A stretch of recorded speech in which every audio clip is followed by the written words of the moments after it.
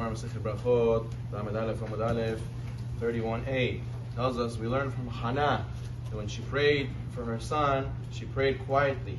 And the Gemara says we learn from here that when a person prays Amidah, they cannot pray loud; they have to pray silently. A person who is very close to another person, if we're standing right in front of each other, we can whisper, we'll hear each other.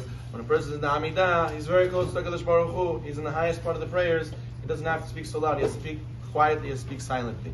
The Gemara in Masechet Brachot, Chavdal Amud Bet, 24b tells us that a person who prays loud, he makes his voice loud for the Amidah, as if Hashem has to hear him when he says loud, he is a person who's miktanei amana. He is a person who has very little faith. If he thinks that Hashem can only hear him loud, he does not believe in the HaKadosh Baruch Hu fully. So therefore the Gemara says we have to pray silently. However, the same Gemara tells us that this is only applicable where he can have kavanah quietly. If he cannot have concentration quietly and he needs to say it loud to have concentration, he's allowed. But when? The Gemara says only when he's praying alone. If you're praying in the public, in the tzibur, he has to say quietly, even if it's hard for you.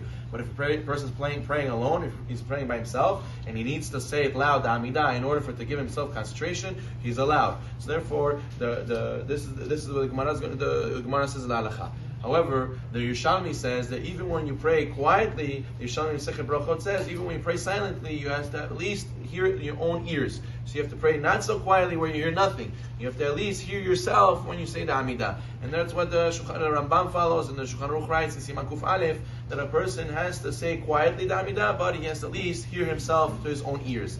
However, the Ben Ish Chai in Parshat Mishpatim, he argues and he brings the Zohar. He brings the Zohar Parshat Vayekel that says that a person who hears his own prayer, the Amidah has to be just moving the lips and not saying the words. Whoever makes himself or makes somebody hear his prayers, his prayer will not be accepted, says the Zohar. So for a person has to make sure, according to Ben Ish Chai, Kabbalah, it says you're not even to say the words to yourself. But Shulchan Aruch writes, Siman Kuf Aleph, and Yakut Yosef also says that according to the Pshat, you should go and say the Amidah silently, but at least you should hear your own words. If a person said it quietly and he didn't say it to his own ears, it was Yotzei, at least b'diavad, but lechatchila, according to Shulchan Aruch, you should hear it, you should hear yourself say the Amidah. Baruch Nayolam.